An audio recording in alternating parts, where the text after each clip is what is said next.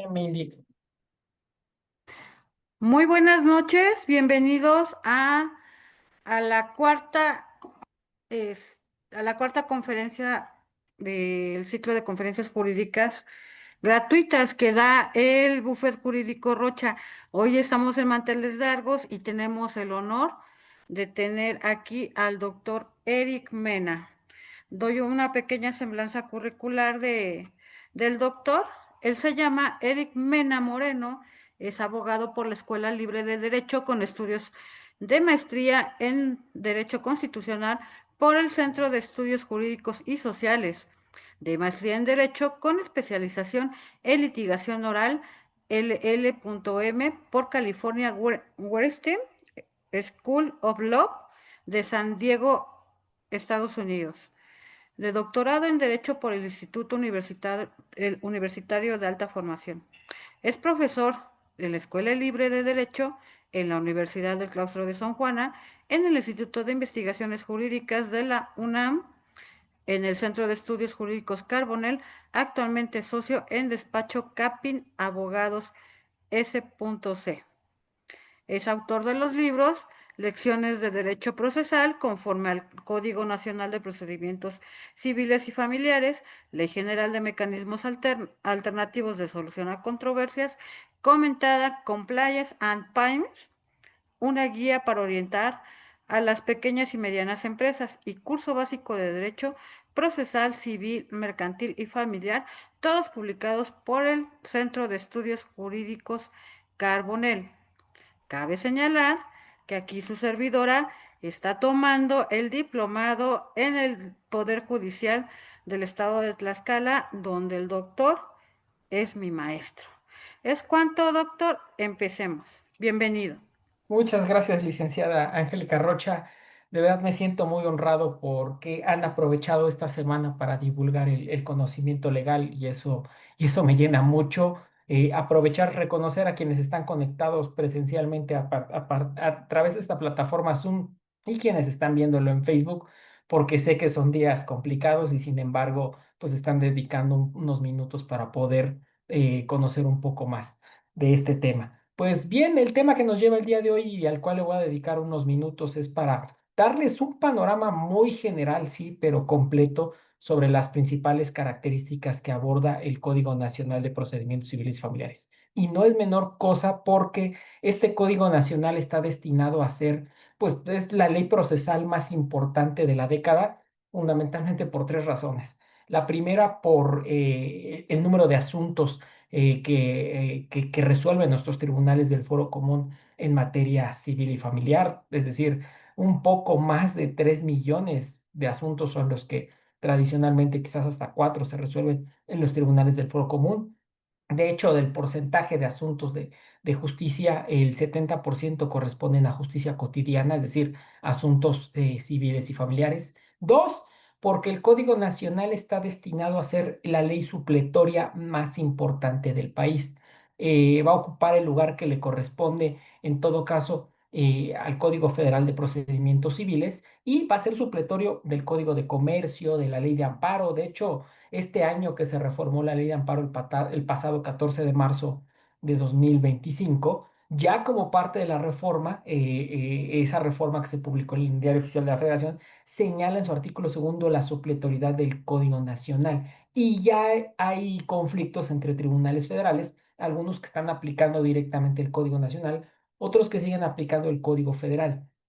Mi criterio me parece que lo correcto es seguir aplicando el Código Federal de Procedimientos Civiles, no el Código Nacional de Procedimientos Civiles y Familiares, porque el Código Nacional tiene sus propias reglas particulares de aplicación, su declaratoria de aplicación específica. Y la tercera razón que hace la trascendencia del código, la naturaleza nacional que tiene.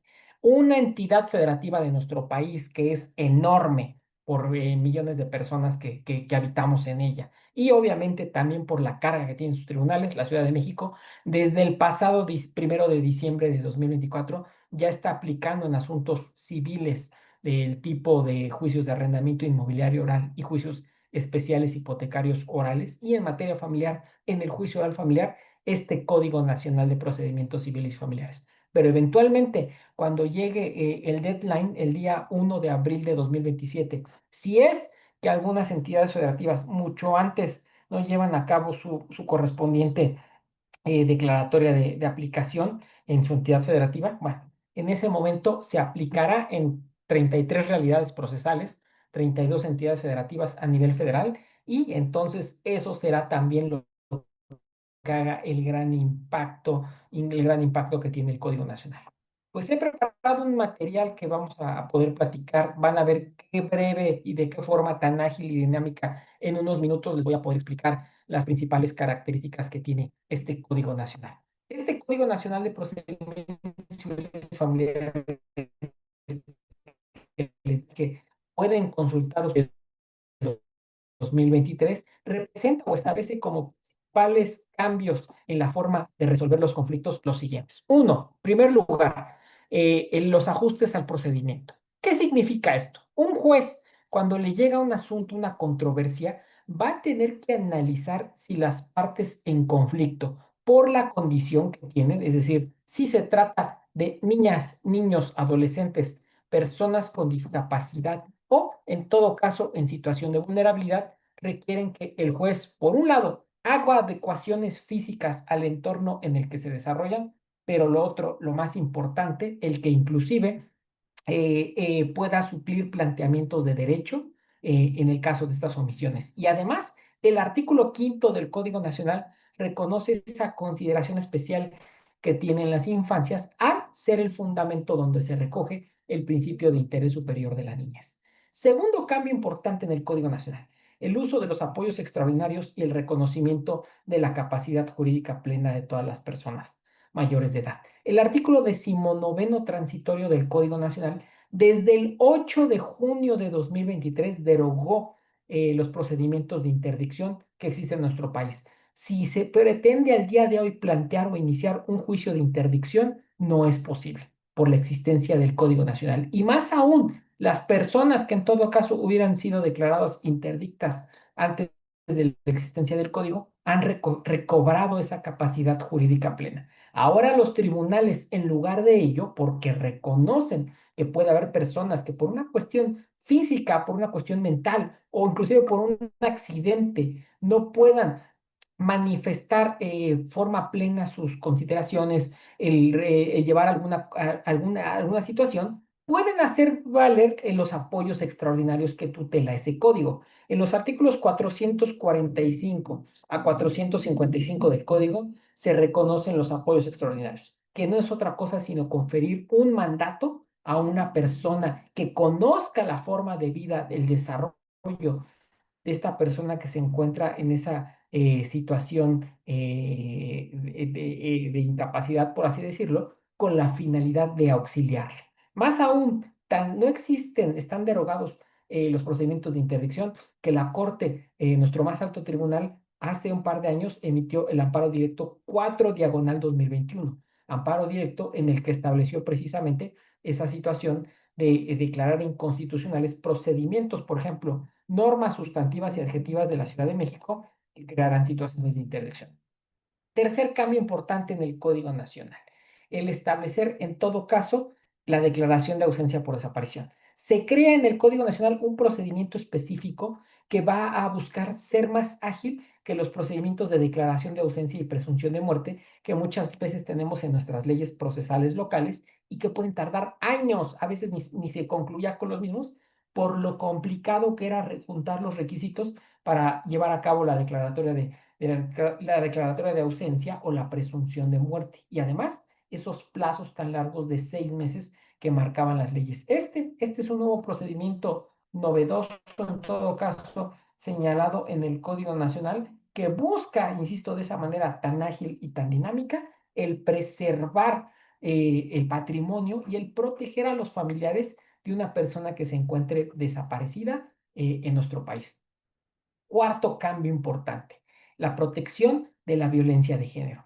En el artículo 573 de nuestro Código Nacional de Procedimientos Civiles y Familiares, vamos a encontrar las diferentes medidas que un juez puede de la familia. Estas medidas, sobre todo, inclusive también destinadas a erradicar fenómenos de violencia de género pueden ser tales como la desocupación inmediata del domicilio conyugal, la prohibición para intimidar a la persona que está agrediendo a otra, al familiar, en su lugar de trabajo, de estudios, de domicilio, la prohibición con la finalidad de que se acerque a su entorno personal o familiar, el auxilio policíaco de reacción inmediata, un inventario de bienes muebles o inmuebles, informar a autoridades competentes con la finalidad de que presten estas medidas de apoyo, el uso y goce de los bienes que se encuentran dentro del domicilio de la familia, el acceso al domicilio común, emitir órdenes de protección dirigidas a autoridades de seguridad con la finalidad precisamente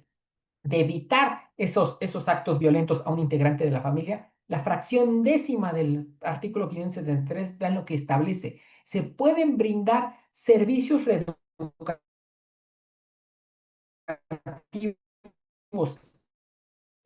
especializados y gratuitos con perspectivas, etcétera.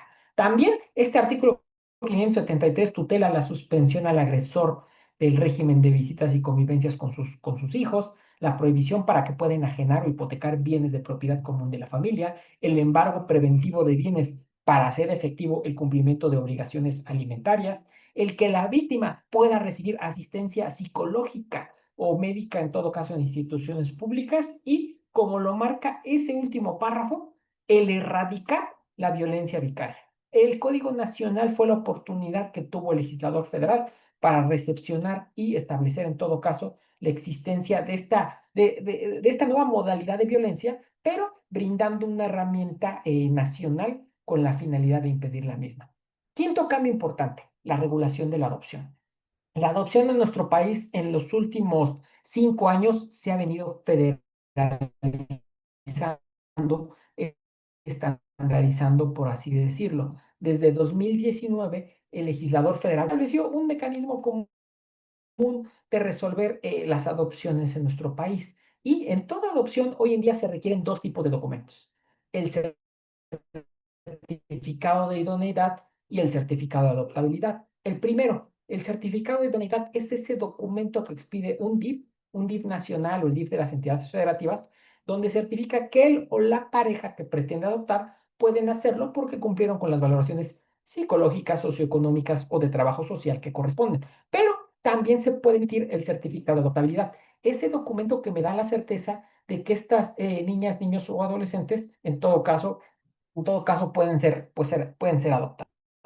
Pues bien, en el Código Nacional se establece un procedimiento oral, ágil y dinámico que puede iniciar con una comparecencia videograbada y en la cual, una vez que obran agregadas estas valoraciones, el juez fija una primera audiencia muy rápido, en 5 días hábiles, en 15 días hábiles, perdón, con la finalidad de conocer el interés del menor sobre la adopción, y 5 días después lleva a cabo la segunda audiencia, en la que se desahogan pruebas, alegatos y se dicta sentencia. Y oficiosamente esa sentencia se manda a la alzada con la finalidad de que una sala de apelación resuelva si confirma, modifica o revoca la adopción. Es decir, se dota de una herramienta con seguridad jurídica en este proceso de restitución del derecho a vivir en familia de niñas, niños y adolescentes. Sexto cambio importante en el Código Nacional, el de la oralidad.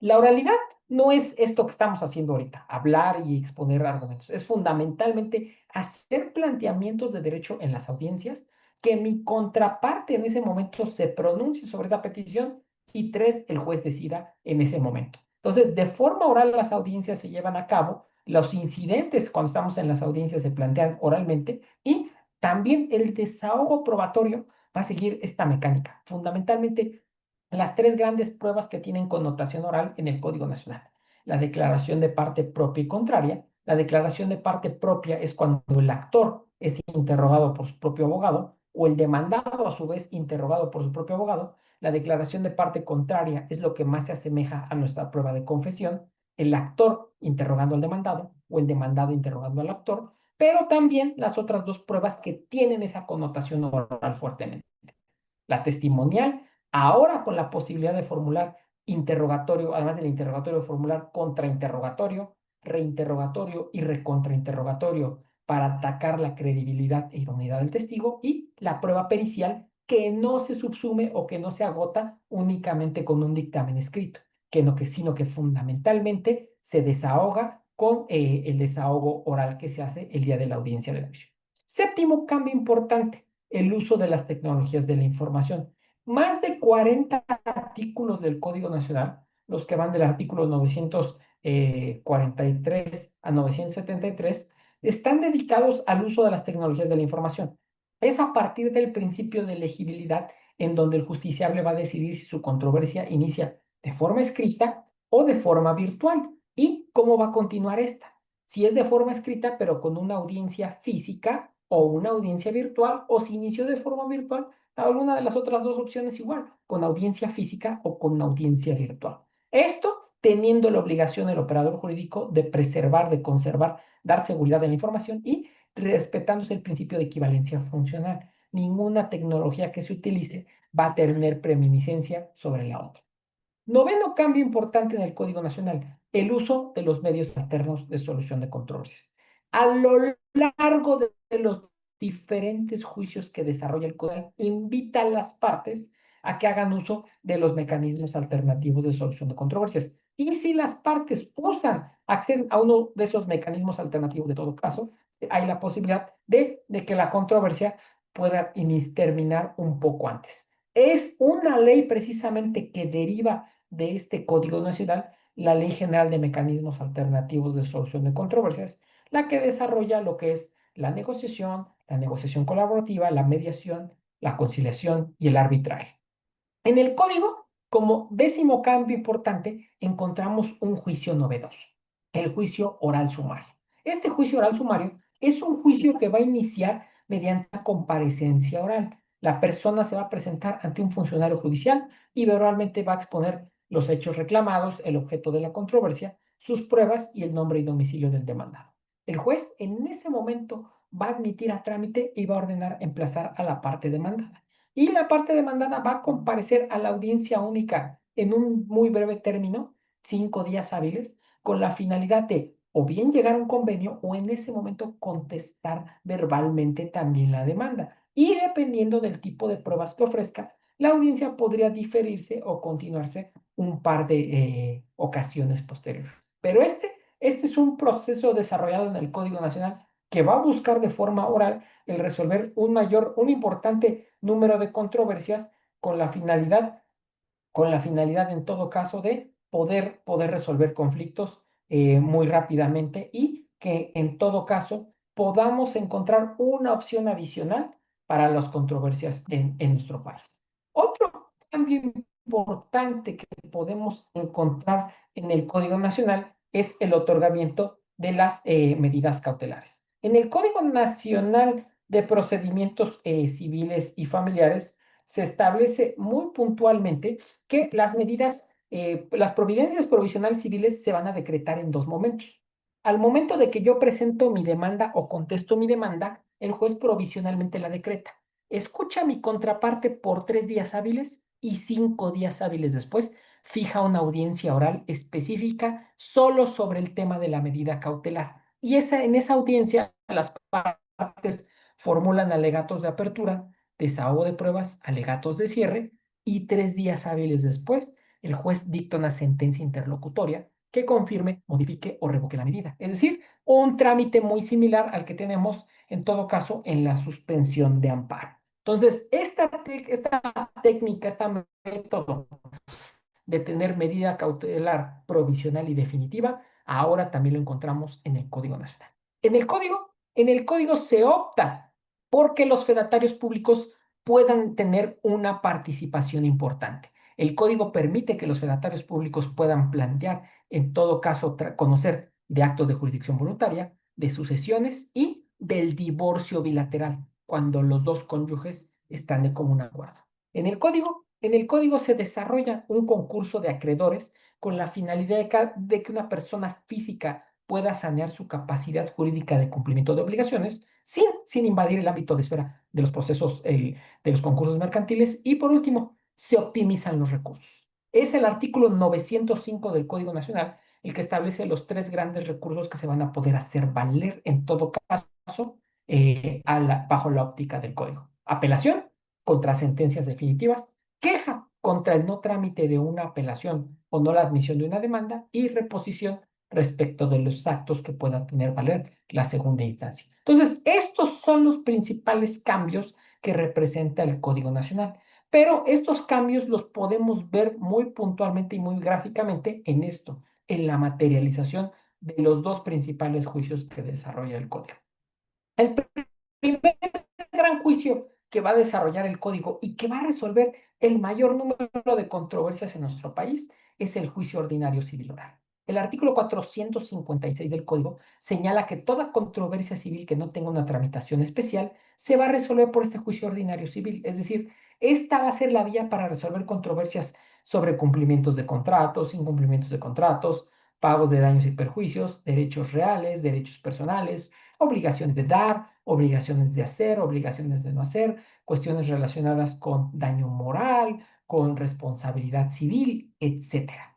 Este proceso se va a regir por el capítulo respectivo que va de los artículos 456 a 469 y los casi primeros 350 artículos del código que son disposiciones postulatorias, es decir, que van a regir a casi cualquier tipo de juicio. El legislador conocía teoría general del proceso y dedicó los casi primeros 350 artículos del código como reglas generales para todo juicio. Entonces, yo voy a encontrar en mi código, en el capítulo respectivo de cada juicio, únicamente la aplicación cuando corresponda a un juicio especial.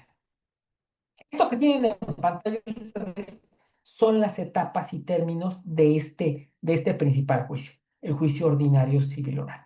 Regulación, dijimos, en su capítulo, del 456 al 469 del Código Nacional, complementado con los primeros 350 artículos. Es un juicio que inicia con una demanda. El artículo 235 del Código Nacional nos señala que se debe de presentar una demanda escrita. Esta demanda escrita, en todo caso, debe señalar el órgano jurisdiccional competente ante el que se promueve, señalar el nombre, denominación o razón social de la parte actora, indicando su domicilio para recibir notificaciones. Pongan atención, un correo electrónico, un número telefónico también, en todo caso, el actor indicándole al juez si forma parte de un grupo de vulnerabilidad, como explicaba hace un momento, para que el juez lo pueda considerar si es que requiere hacer algún ajuste en el trámite. Señalar el nombre de sus personas representantes autorizadas. Somos nosotros.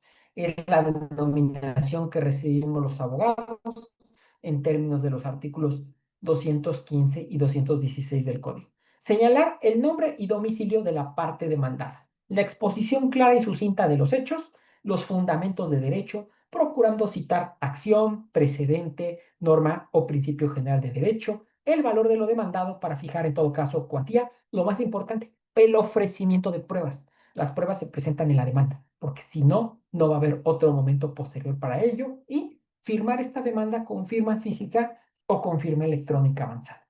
Presento mi demanda escrita y si hay motivo para aclaración o prevención, el tribunal me va a requerir por 3 días hábiles, artículo 236 del Código. Si no atiendo la prevención, me desecha la demanda y se acabó mi juicio. Vamos a imaginar que atendí la prevención del juez o desde que planteé mi demanda estaba ajustada a derecho. Admite a trámite el juez en términos del artículo 239 del Código Nacional y va a ordenar el emplazamiento personal a la parte demandada. ¿Qué término va a tener la parte demandada para contestar la demanda?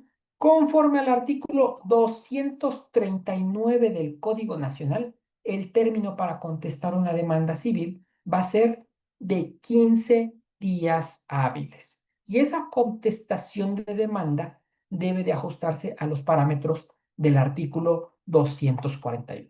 Ese artículo 241 señala que mi contestación de demanda va dirigida al juez que me emplazó a juicio, señalando yo demandado mi denominación, mi razón social, mi domicilio para ir a recibir notificaciones, mi correo electrónico, mi número telefónico.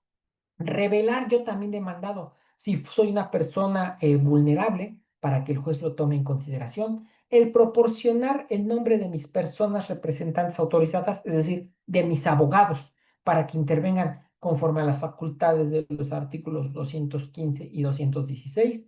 Ir contestando categóricamente a cada uno de los hechos, afirmándolos, negándolos, o manifestando bajo protesta de decir verdad se desconoce. Porque si no, el juez puede hacer efectivo el apercibimiento de la fracción cuarta de ese artículo 241 y tener por cierto lo que se pretende acreditar, salvo prueba en contrario. Lo más importante, nuevamente, también el demandado debe de ofrecer sus pruebas en su contestación de demanda, porque no hay otro momento posterior para ello. Hacer valer todas sus excepciones y defensas, salvo que sean supervenientes en todo caso, acompañar, copia para traslado de todos sus anexos y firmar él también su contestación de demanda con firma física o con firma electrónica avanzada, con archivo digital. Si es que el demandado, al contestar la demanda, reconviene, es decir, contrademanda al actor, el código homologa los términos y el demandado reconvenido también va a tener 15 días hábiles para contestar esa reconvención. Artículo 242 del código. Sea la contestación de demanda principal, sea la contestación de demanda reconvencional, el juez va a dar un plazo de 3 días hábiles de vista con excepciones y defensas, con el correspondiente escrito de contestación. Y una vez hecho ello, es decir, cuando se ha fijado la litis, la relación jurídica trilateral que integran actor, demandado y juez, en todo caso, el juez, el juez va a señalar la celebración de la primera de dos audiencias. Los juicios ordinarios en el Código Nacional están desarrollados fundamentalmente para tener dos audiencias. La primera audiencia se llama preliminar y el artículo 251 del Código nos señala que esta audiencia va a tener verificativo en 15 días hábiles siguientes a que se desahogó o no la vista con estas excepciones y defensas en todo caso. Y el artículo 457 del Código nos desarrolla qué comprende esta audiencia preliminar. Es una audiencia que inicia, uno, con la depuración del procedimiento. En ese momento, el juez revisa si se actualiza o no alguna de las excepciones procesales a que se refiere el artículo 63 del Código Nacional. La conexidad de causa, litispendencia, falta de cumplimiento del plazo de la condición, improcedencia de la vía, cosa juzgada, etcétera. Solo tener claro y presente que la incompetencia pues en todo caso la resuelve la alzada eventualmente. Dos, el segundo punto es las partes en ese momento pueden conciliar, ya sea que el juez les haga propuestas, ya sea que ellos se hagan propuestas de solución recíprocas y si es necesario, se puede decretar un receso con la finalidad de que en ese receso haya intercambios de información y puedan construir un acuerdo. Si lo construyen, lo revisa el juez, se eleva el carácter de cosa juzgada y se acabó el conflicto. Vamos a imaginar que no llegan al acuerdo. Tercera etapa, lo que el código llama como depuración de debate. Quienes están habituados a litigar oralmente, por ejemplo, en juicios orales mercantiles, viene siendo lo que comprenden acuerdos sobre hechos no controvertidos y acuerdos probatorios. El que al contestar la demanda, el demandado haya reconocido, uno, la celebración del contrato de compraventa de 1 de enero de 2024, dos, que el objeto del contrato de compraventa sea la venta del inmueble de Lope de Vega 213, tres, que el objeto del precio del inmueble sea el pago de 5 millones de pesos, y es cuatro, en el partir derecho cuatro, donde empieza la disputa si se pagó el precio, no se pagó parcialmente, etcétera. Entonces, esos pueden comprender acuerdos sobre hechos no controvertidos y acuerdos probatorios si las partes coinciden en que quizás no tenga lógica recibir el testimonio de Alejandra Márquez y de Carla Lagunes, porque ya se reconoció la existencia del contrato, la celebración del mismo, las obligaciones que pactó cada parte, etcétera. Es en este momento, conforme este artículo en este Código Nacional, dentro del desarrollo de esta audiencia preliminar, en estos acuerdos, en esta depuración de debate, perdón, donde las partes podrían llegar a asumir inclusive compromisos en relación también con un tema de prueba. Si ambas partes, actor y demandado, de acuerdo coinciden en que en todo caso se toma o se reciba algún elemento probatorio adicional, podría considerarse, por así indicarlo, el artículo 462 del código.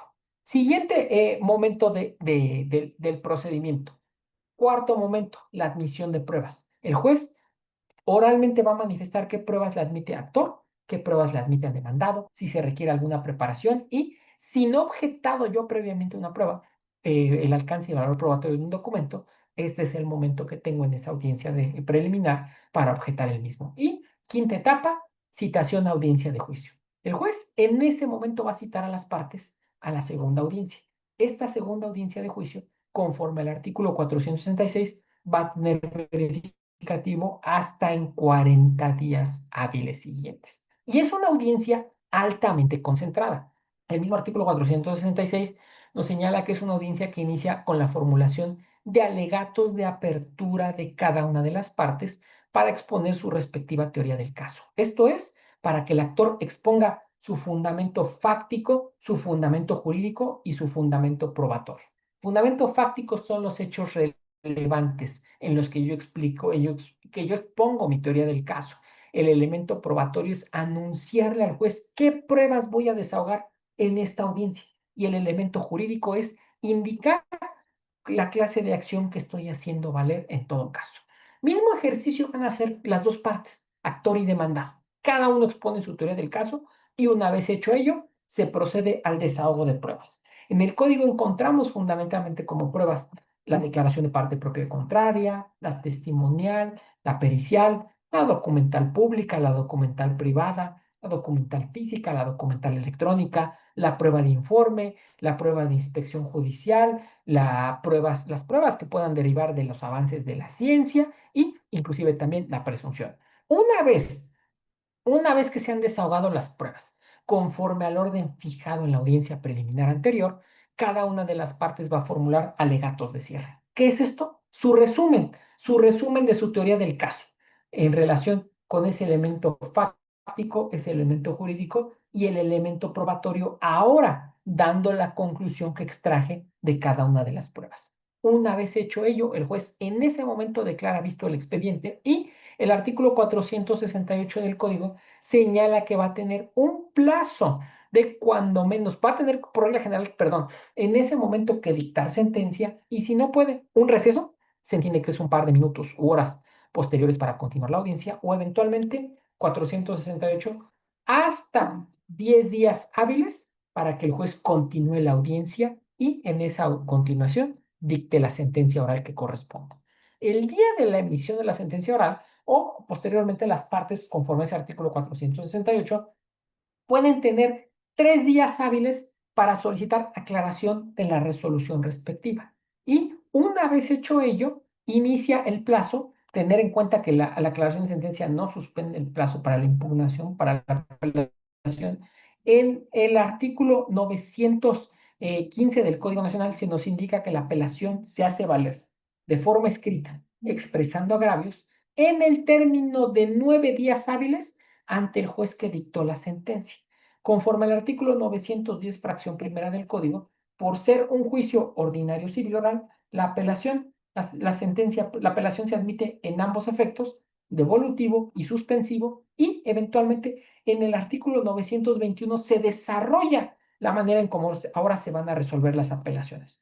Una vez que exprese mi apelación escrita, la va a remitir el tribunal de primera instancia a la alzada y el magistrado instructor oponente va a fijar una audiencia de resumen de agravios o de aclaración de agravios para que en 10 días hábiles la parte apelante durante 10 minutos haga esa exposición, ese resumen de sus agravios. No es que los agravios se formulan verbalmente, es una aclaración, un resumen que yo hago, el poner el foco, el énfasis sobre el punto impugnativo que yo he formulado y una vez hecho ello el juez cita una segunda audiencia en la que de forma oral explica el fallo que ha asumido en segunda instancia, perdón, el magistrado ponente asistido de los otros dos magistrados. Entonces, es una nueva dinámica de resolver los conflictos en nuestro país. Esto, han visto en unos minutos, he podido explicarles el juicio ordinario civil oral.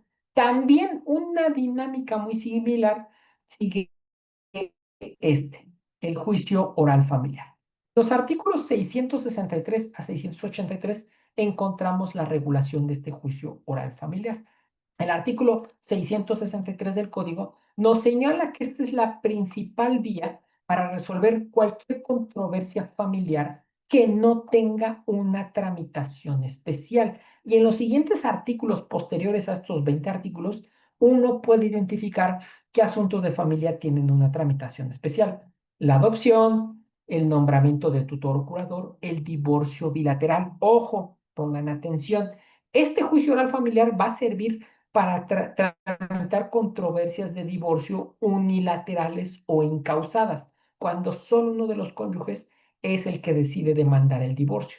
Pero si los dos cónyuges están de común acuerdo, en el Código Nacional tenemos una vía especial que se llama divorcio bilateral. Entonces, este que vamos a ver ahorita, el oral familiar, comprende también ese divorcio unilateral o incausado. También en el juicio oral familiar es la vía para tramitar controversias, excepto la restitución nacional de niñas, niños, adolescentes, la declaración ordinaria o especial de ausencia, la consignación de alimentos y los juicios sucesorios. Todos esos que he mencionado tienen tramitación especial. Entonces, si no me ubico en ninguno de estos supuestos, es decir, mi controversia va más destinada a un tema de violencia familiar, de guarda y custodia, de régimen de visitas y convivencias o un divorcio unilateral o incausado, va a ser este juicio oral familiar que tienen en pantalla el que voy a tramitar. Regulación, igual, 20 artículos del 663 al 683, pero ustedes ya saben que los casi primeros 350 artículos del código pueden venir a complementar el trámite y resolución del mismo.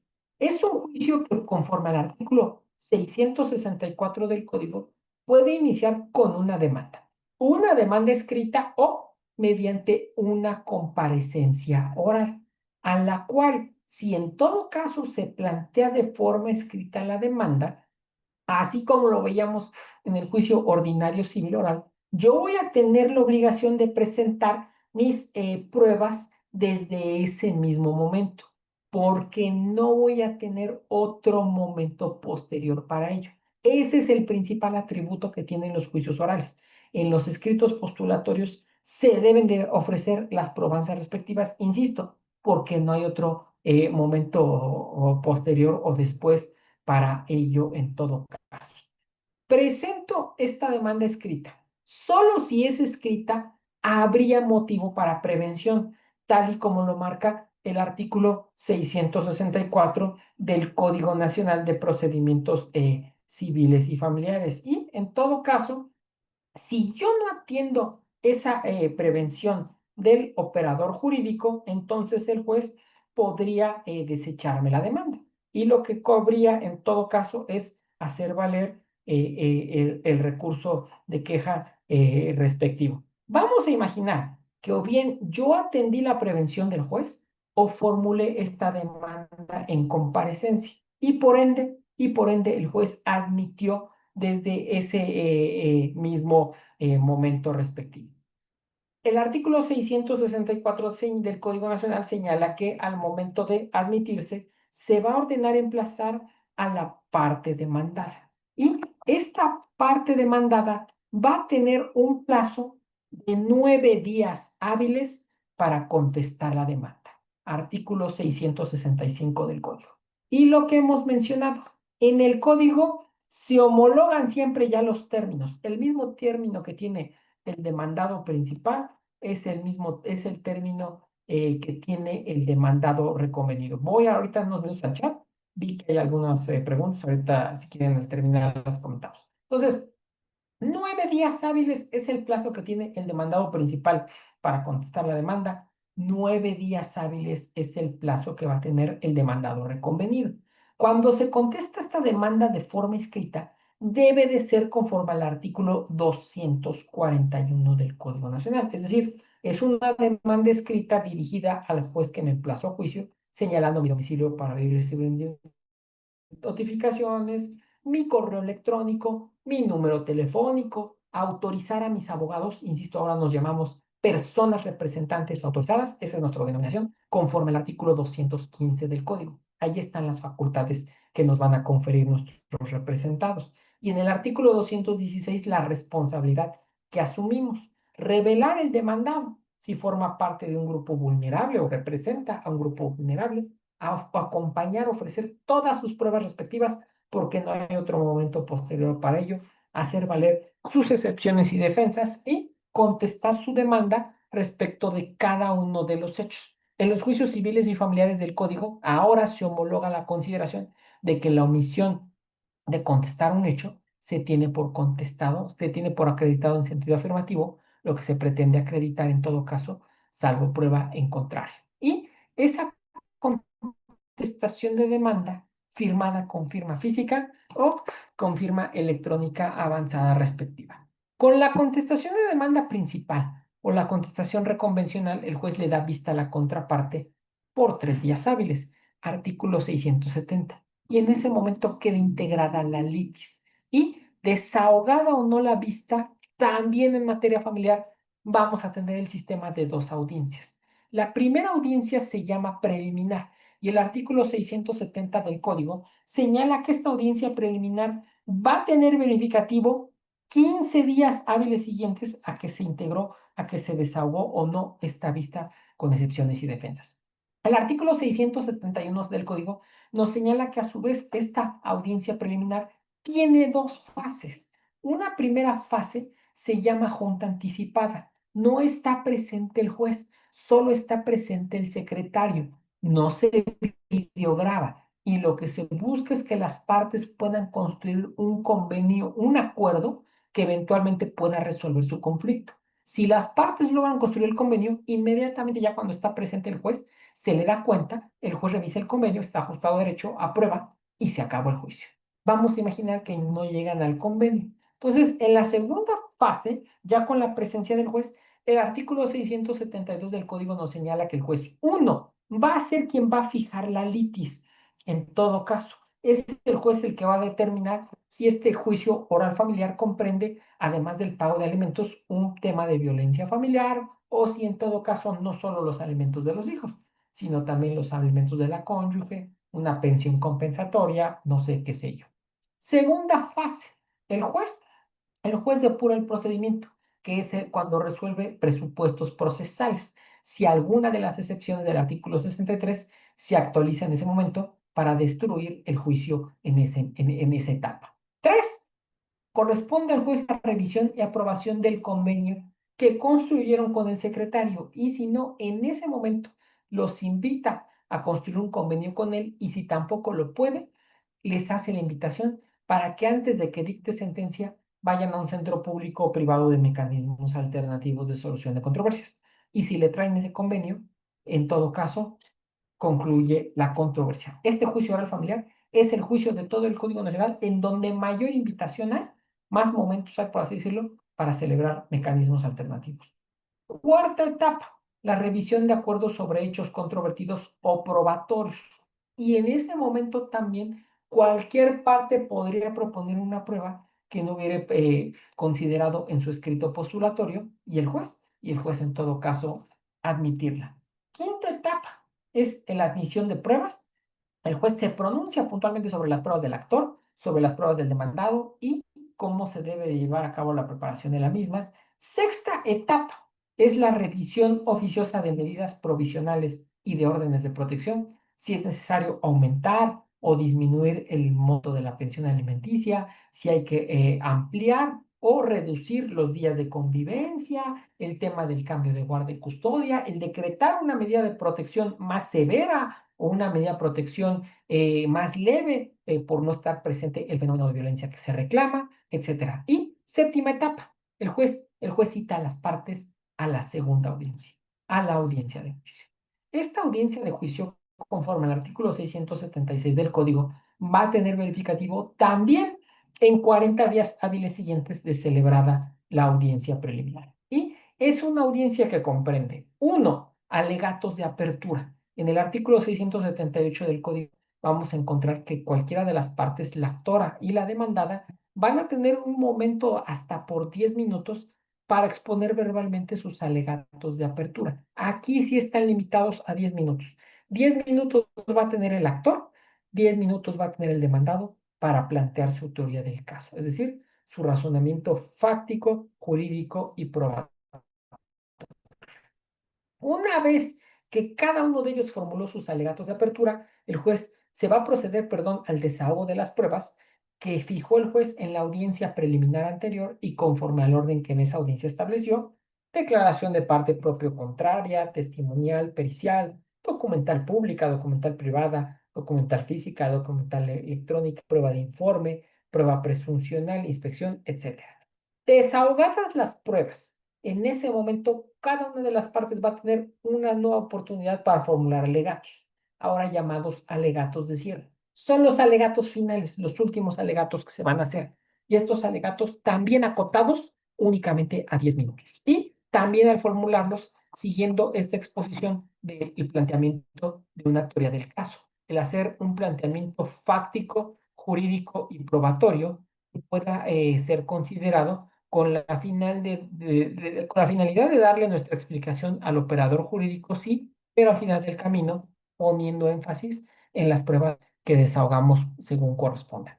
Hecho esto, se declara visto el expediente y por regla general, en ese momento, el juez tendría que dictar su sentencia oral, leyendo puntos resolutivos del fallo y explicando la parte considerativa del código, de su sentencia, perdón.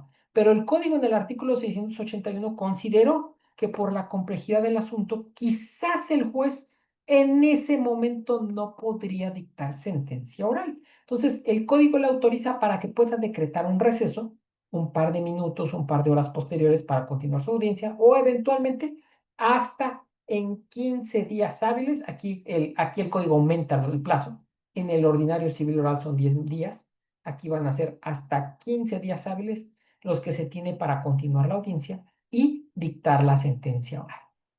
Ya habíamos dicho que en el artículo 905 del código encontramos los tres recursos que hay en el Código Nacional: la apelación, la queja y la reposición.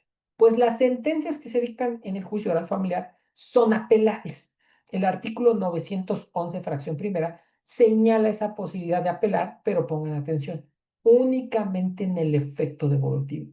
En materia familiar, esa sentencia de juicio oral familiar no se va a admitir en ambos efectos, solo en un efecto, salvo que la sentencia comprendiera la reducción o cancelación del pago de alimentos. En ese caso sí sería en ambos efectos. Y la forma de hacer valer esta apelación, artículo 915, ante el juez que dictó la sentencia de primera instancia, expresando agravios de forma escrita en el plazo de 9 días hábiles, con la finalidad de que el juez pueda en todo caso remitir eventualmente este fallo a la segunda instancia y el recurso, perdón, y seguir el camino que hemos mencionado hace un momento del artículo 921, el que el juez fije una audiencia oral en la que se haga un resumen, una explicación de agravios hasta por 10 minutos. No es una formulación de agravios verbales, es un resumen, una aclaración en todo caso de los agravios por 10 minutos,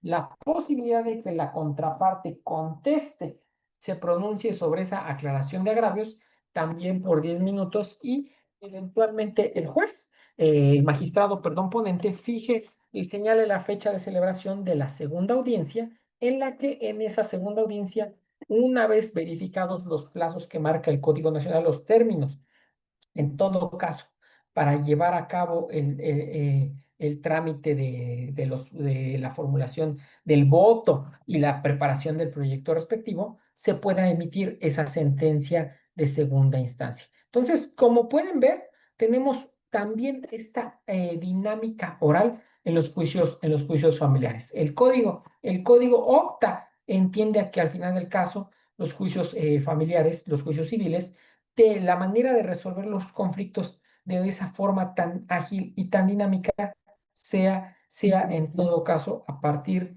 del uso de la oralidad. Entonces, este juicio oral familiar, por ejemplo, sí ya está en aplicación en la Ciudad de México, excepto para temas de divorcio, pero ya se puede utilizar en todo caso para temas de guardia y pago de alimentos. Mucho de la explicación que hemos dado que he dado el día de hoy la encuentran disponible en mis obras, estas obras que agradezco mucho la gran divulgación que han tenido en el gremio, lecciones de derecho procesal conforme al Código Nacional, mi versión comentada de la Ley General de Mecanismos Alternativos de Solución de Controversias y el curso básico del Derecho Procesal Civil, Mercantil y Familiar. En unos minutos veo que hay varios comentarios en el chat y finalmente, si quieren también seguir en contacto conmigo, pues bien, me pueden encontrar en todo caso en las redes sociales como @ericmena y para @eric-mena, perdón, y para algunos cursos que estoy impartiendo sobre el tema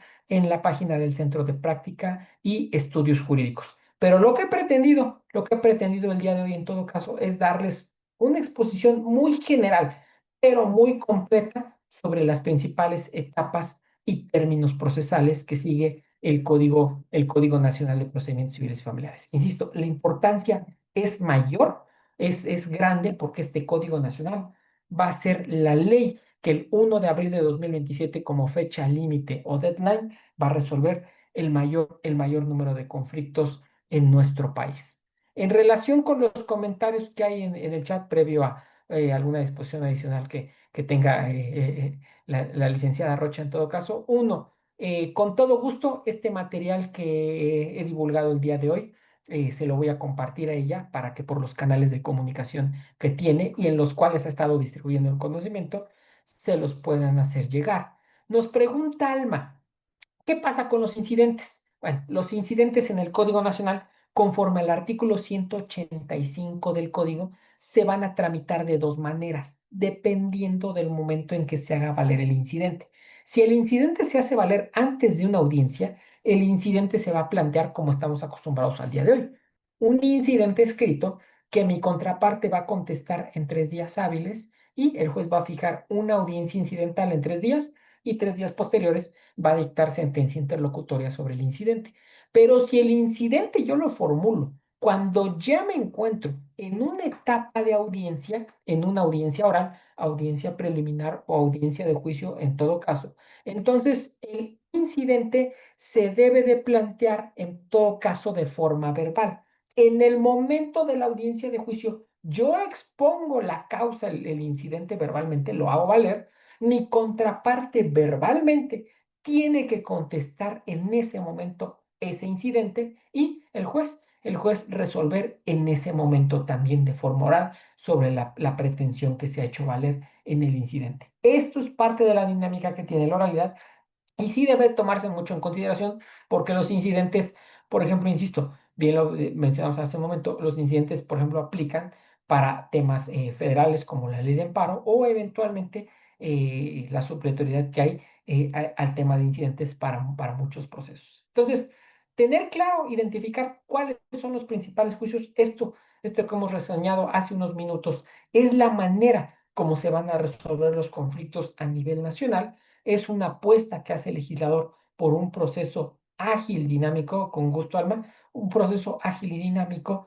que pueda resolver el mayor número de conflictos. Pero no depende únicamente de los tribunales, no depende de los operadores jurídicos. Depende en gran medida, yo creo que la funcionalidad de esto, de nosotros, los postulantes. En la medida en que nosotros también nos capacitemos, conozcamos la estructura, las nuevas normas procesales y llevemos a cabo el uso de las técnicas que se requieren bajo una dinámica de esto, como estos juicios, es decir, haciendo uso de alegatos de apertura, de alegatos de cierre, interrogando debidamente, contrainterrogando a nuestros testigos en todo caso, los peritos yendo a las audiencias de juicio y no solo haciendo un resumen de lo que trae su dictamen, sino exponiendo verbalmente las conclusiones y las partes, pudiendo interrogar a estos peritos con la finalidad de aportar o obtener más elementos, es en la medida en que entonces estos juicios van a poder empezar a funcionar.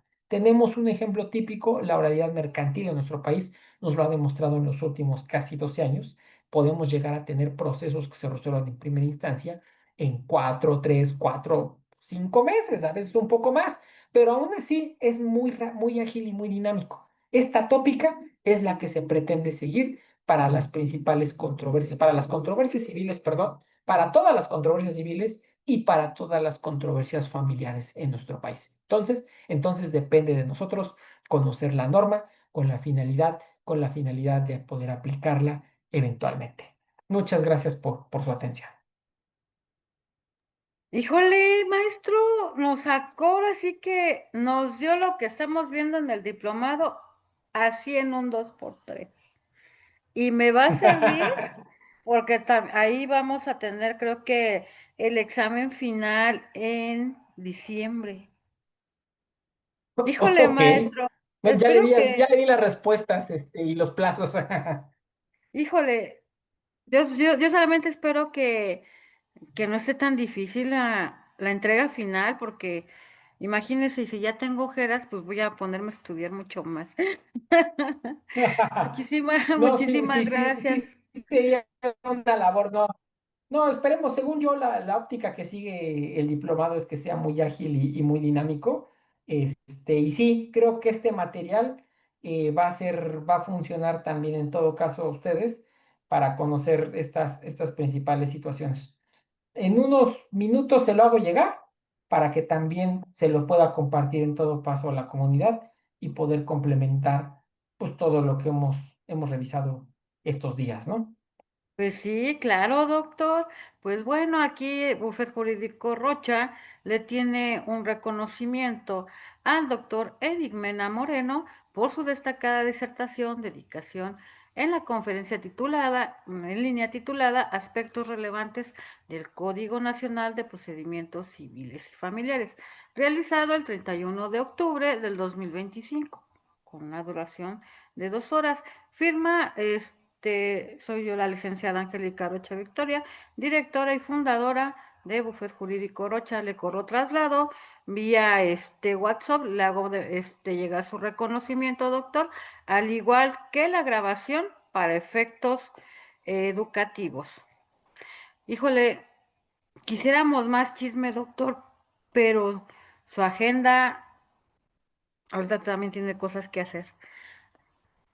Solamente agradecerle de corazón por haber asistido hoy. Les recuerdo que estas charlas son totalmente gratuitas. El ponente no me ha cobrado absolutamente ni un centavo, por lo cual esta grabación se va a ir a YouTube. Allá la van a poder volver a ver las veces que ustedes quieran.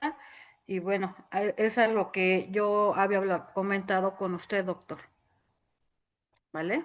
Pues Así es. muchísimas. Me honra mucho y por eso siempre acepto estas invitaciones de estos actos académicos. Cuando me dicen que es para divulgar el conocimiento y divulgar el Código Nacional, adelante y bienvenido, aunque sea hoy 31 de octubre, nos tomamos unos minutos y aquí estamos platicando de este tema procesal tan importante. Muchísimas gracias, doctor. Y bueno, pues aquí, coleguitas, algo que ábranme su micrófono y díganle unas palabras antes de que se vaya el doctor. Algo que le quieran comentar al doctor. ¿Nadie? Yo pues felicitar al Y, maestro y buenas muchas noches, buenas gracias. noches. Me salió un imprevisto, pero en YouTube, muchas gracias por todos sus conocimientos. Espero y ahí pronto ponerme al corriente. Muchas gracias, buenas noches. Dios mío. Pues bien, doctor, muchísimas gracias. Damos por terminada la sesión y muchísimas gracias. Nos vemos para el quinto ciclo de conferencias que empieza el 24 de noviembre. Así que espérenlo. Muchísimas gracias, doctor. Que pase usted una excelente noche.